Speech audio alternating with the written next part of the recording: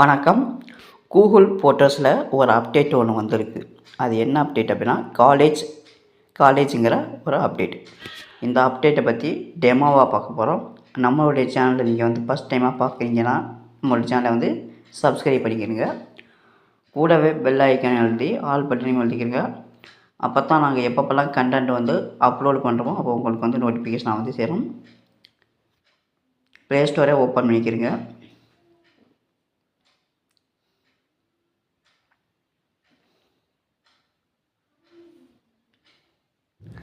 அதில் ஃபோட்டோஸ்ன்னு டைப் பண்ணிக்கிறீங்க. ஃபோட்டோஸ்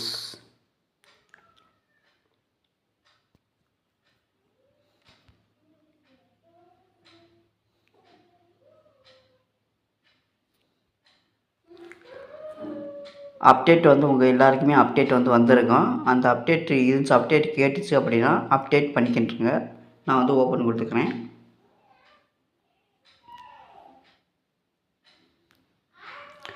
இதில் தான் அந்த அப்டேட் வந்திருக்கு. காலேஜ் அப்படிங்கிற ஒரு அப்டேட். நம்ம எல்லாருமே காலேஜ் மேக்கரை யூஸ் பண்ணியிருப்போம். அந்த காலேஜ் மேக்கர் ஆப் யூஸ் பண்ணியிருப்போம். அதில் ஒரு சில ஃபோட்டோஸை செலக்ட் பண்ணி காலேஜ் மேக்கராக க்ரியேட் பண்ணியிருப்போம். அந்த வசதி இந்த கூகுள் ஃபோட்டோஸில் இருக்குது. புதுசாக வந்திருக்கு. குறைந்தபட்சம் பார்த்திங்கன்னா 6 ஃபோட்டோக்களை மட்டும்தான் நீங்கள் செலக்ட் பண்ணிக்கலாம். புதுசான டெம்ப்ளேட்கள் இருக்குது. அதை ஒரு டெமோவாக நம்ம பார்த்துறோம். முதல்ல என்ன பண்ணுறீங்கன்னா நீங்கள் எதை காலேஜாக மாற்ற விரும்புகிறீங்களோ அந்த ஃபோட்டோஸை செலக்ட் பண்ணிக்கிறீங்க.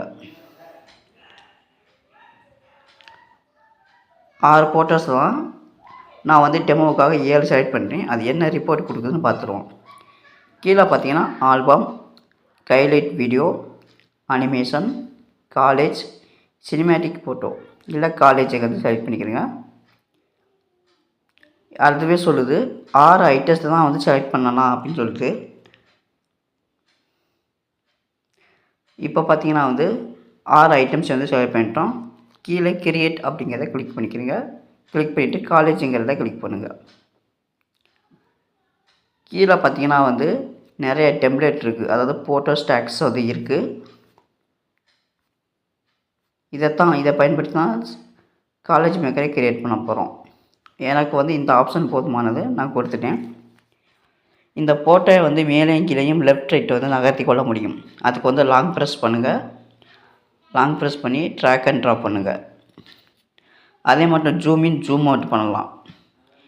2 விரல்களை வைத்து ஜூம் பண்ணுங்கள் அல்லது ஜூம் இன் பண்ணுங்கள். போதுமானது. நான் ஜூம் இன்னே கொடுத்துக்கிறேன்.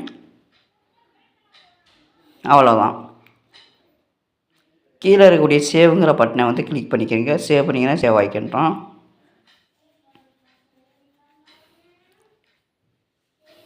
ஓகே, வந்துடுச்சு.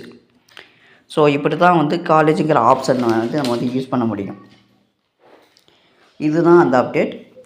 பிடிச்சிருச்சுன்னா ஒரு லைக் பண்ணுங்கள். இதே போல் அடுத்த ஒரு வீடியோவில் சந்திக்கலாம். நன்றி.